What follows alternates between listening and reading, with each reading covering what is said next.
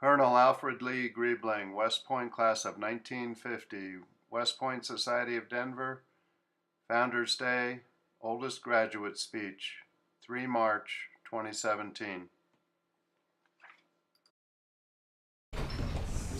Well, now it comes for the sage wisdom that only time and years can give one.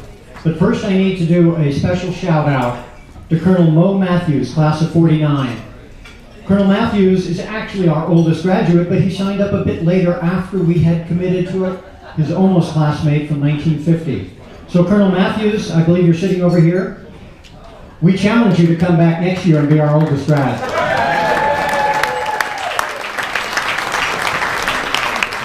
Speaking to us today is Col Al Griebling, class of 1950, the class that graduated into the Korean War, which is exactly where he was sent soon after graduation as an engineer officer. Colonel Griebling also served as a OCS tactical officer and later as commanding officer of the OCS school. Master's degree in civil engineering from Iowa State. Went back to teach engineering back at West Point, 59 to 62. How many tours? 2 tours in Vietnam, 1 tour in Thailand. Culminating tour was J4, support for all of Southeast Asia. And then commanding an engineer battalion, Vietnam Chief of Staff of the Engineer Command, district engineer, finally retirement as a colonel. And then civilian service in the Delaware River Port Authority service. Colonel Griebling, the microphone is yours.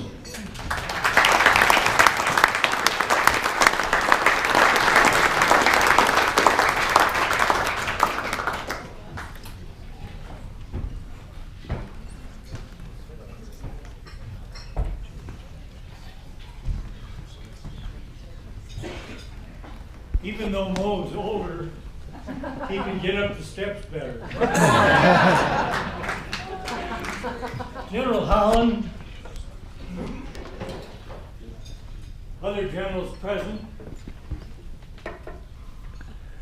if I acknowledged each of you by name, we wouldn't have time for my presentation.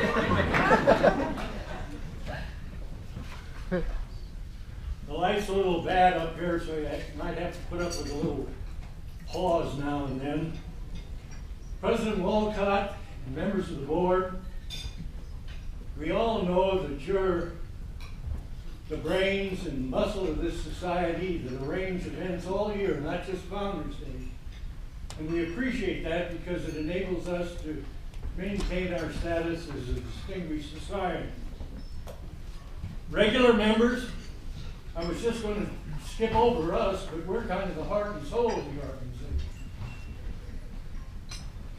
And now we come to the group that gets my warmest welcome and my heartiest acknowledgement, the future cadets, young men and women who in a few short months will join the long gray line. I guarantee you that you're about to embark on an interesting and challenging education, followed by an exciting and rewarding career. And you're not just going to college, you're going to be trained at an institution that's renowned for teaching academics, physical fitness, leadership, and character building. And the best part of it is you don't have to look at a job after graduation.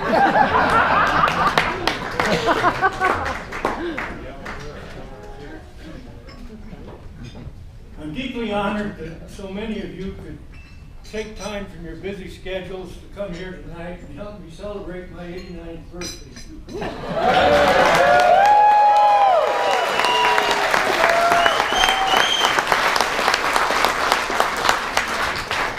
Tomorrow is really my birthday, but the Academy and I decided to celebrate tonight. Happy birthday to you. Happy birthday to you. Happy birthday, dear Howard. Happy birthday to you.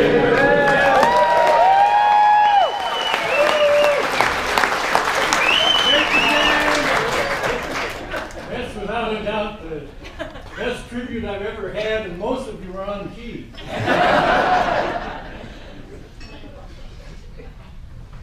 To some of you younger people, 89 probably sounds old.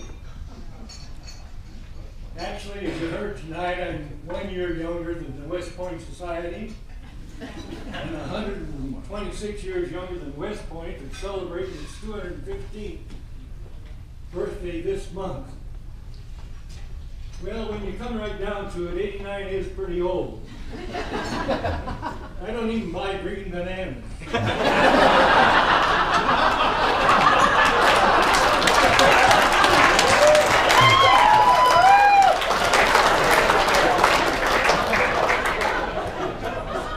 And at home, I always try to eat dessert first, because you never know.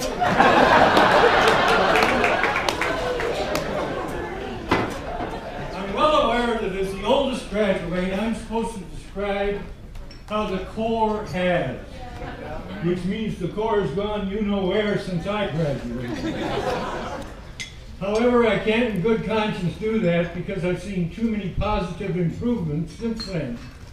I'll name a couple. The curriculum is a major one. As many of you know, we all study the same courses.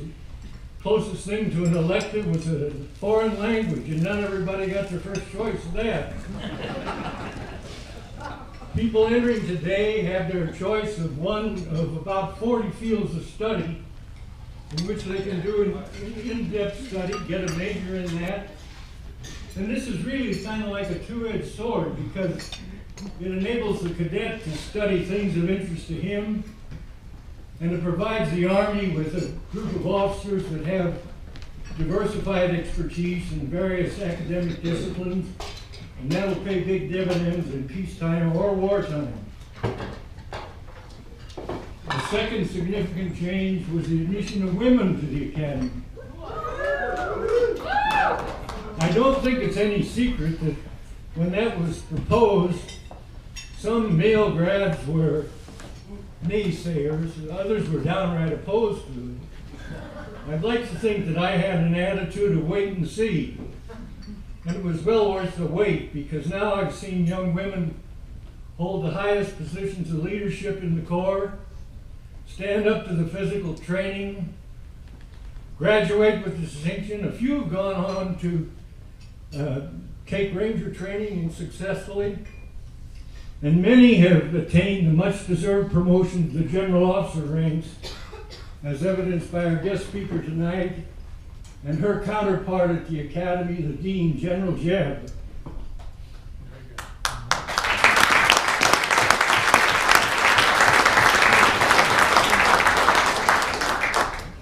Those of you who attended last year may recall that I told a story about some unusual circumstances when I reported to West Point as a cadet. This year I'm going to take it a step further and tell you about my first assignment after graduation. I seem to have had an affinity for unusual happenings and memorable things taking place when I reported to a new assignment. During graduation leave, I started dating the girl I married either during or after my first assignment, which was to be an engineer battalion in Japan. When North Korea invaded South Korea on June 25th of 1950, that quickly changed to the Korean War. I drove to California with a friend and classmate from Wyoming, Frank Lloyd, and with two drivers, we pretty much drove right through. When we arrived out at Camp Stoneman, some of our classmates were already there. Others came in after us, but we had a good chance to get together for parties and just visits with friends before shipping out.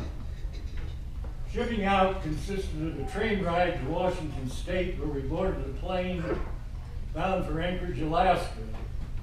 The classmate on the plane had friends in Anchorage and they arranged a pleasant evening for us.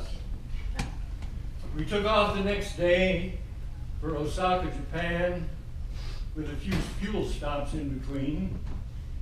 And from Osaka, a train ride through all of the Japanese islands down to the southernmost tip of the southern island, a city named Sasebo.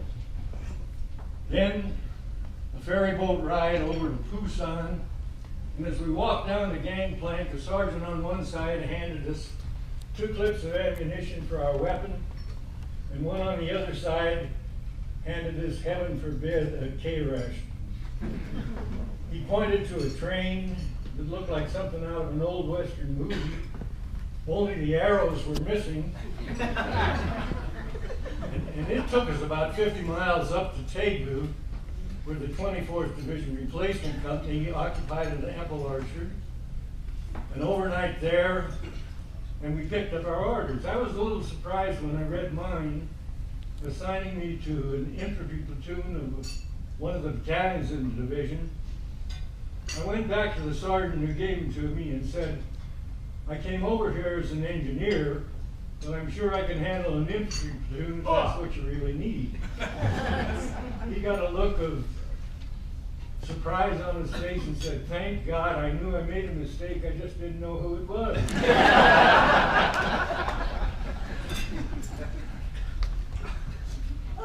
He quickly changed my orders to the 3rd Engineers.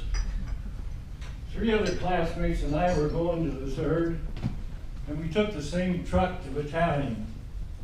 We reported to the battalion commander, Colonel Pete Heiser. I didn't call him Pete by then. But as soon as we reported to him, he said, oh, just coming from the basic course. And we told him we were the first class not to go to the basic course. He got a look of surprise and shock on his face that seemed to say, why me? And his executive officer, Ben Pierce, was in one corner of the tent. And he said, oh, Pete, throw him to the wolves, give him a platoon. The colonel took his advice, and each of us was assigned to a separate line company. They sent a jeep to pick me up, and I reported to the company commander, Captain Morrill. He asked the same question, oh, just coming from the basic course. But when he got the same answer as the battalion commander, his reaction was totally different. He said, oh, don't worry about it. He said, we'll get you up to speed in no time. And he handed me a pocket-sized copy of Field Manual 5-34. Now, this is hard to believe, but that one little book contains everything you want to know about combat engineering that you're afraid to ask. That's the truth. News about lack of experience seems to get around pretty fast. As I left the tent, First Sergeant Galpert gave me a sharp salute. We introduced ourselves, and he said, if there's anything I can do to help the lieutenant, please let me know. He was from the old school that talked to officers in the 3rd person. I thanked him and asked him where my platoon was bivouacked. He pointed it out. On my way there, I met Warrant Officer Joe Spear, the warrant officer in the company. Again, an offer, if there's anything he can do to help, let me know. But I soon found out that Joe was a lot like Sergeant Bilko in that TV show, except he had a lot more rank and integrity. And if you needed anything, just ask Joe, and in a few days he'd have it for you. Well, finally, I got to my platoon. I hope you're not tired of listening. This is where I'd spend 15 months. I met Sergeant Newton, the platoon sergeant, and he informed me that my predecessor had been taken away that morning by the MPs, charged with murdering a Korean civilian in a nearby apple orchard. There was no officer to talk to about the platoon, but I was impressed with the soldierly qualities of the NCOs. The EM, though, looked a little ragged and dejected, and I asked why. Sergeant Newton told me they had a tough firefight withdrawing from Taishan, and they lost a lot of personal and platoon equipment. So I told him I'd like to see a full field display by each man's tent the next morning. He said he didn't have a picture, so I drew him one. I suspect that most of the people in that platoon thought they had a spit and polished West Point officer who didn't know there was a war going on. But it paid off.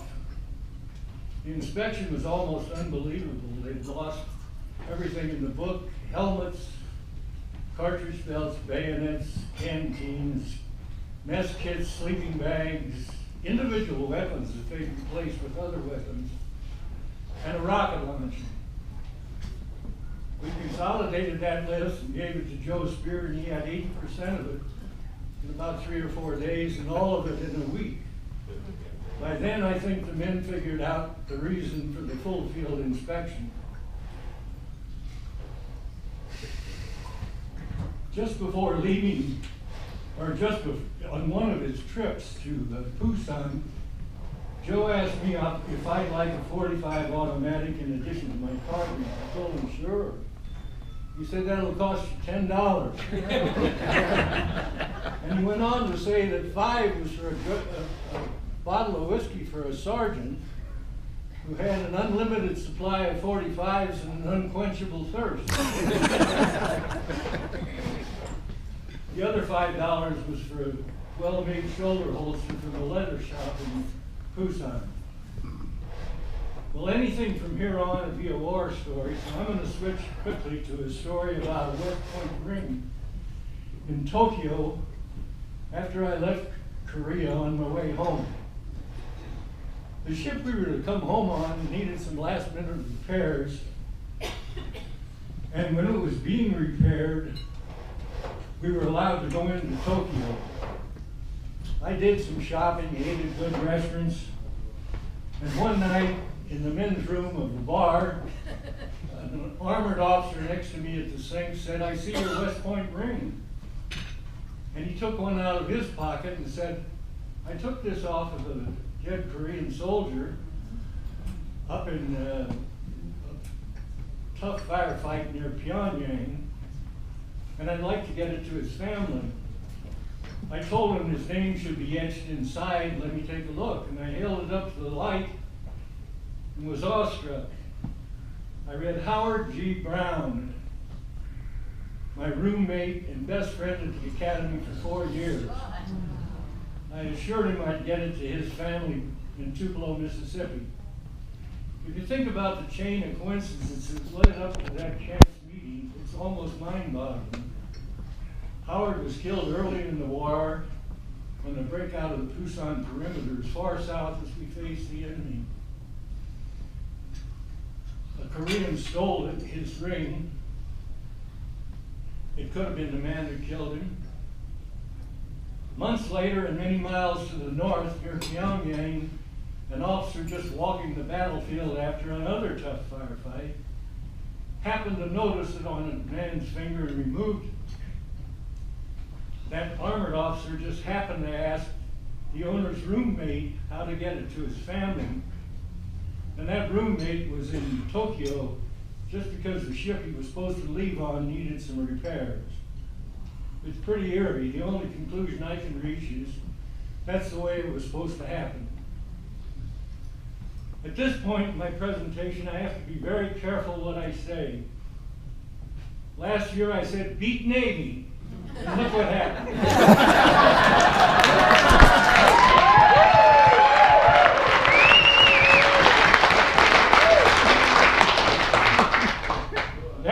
That game was a masterpiece from start to finish. The Navy chaplain's invocation was great, particularly in today's world when some people in high places aren't sure we're still a Christian nation.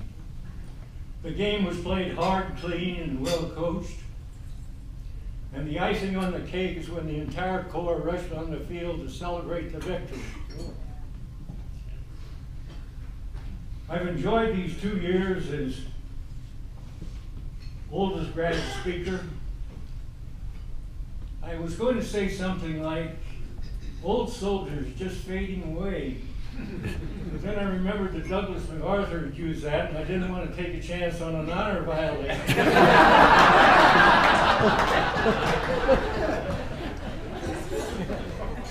So I'll just say that I'm going to turn the reins over to a younger old grad and let him regale you with his memories and reminiscences and I thank you for listening to mine.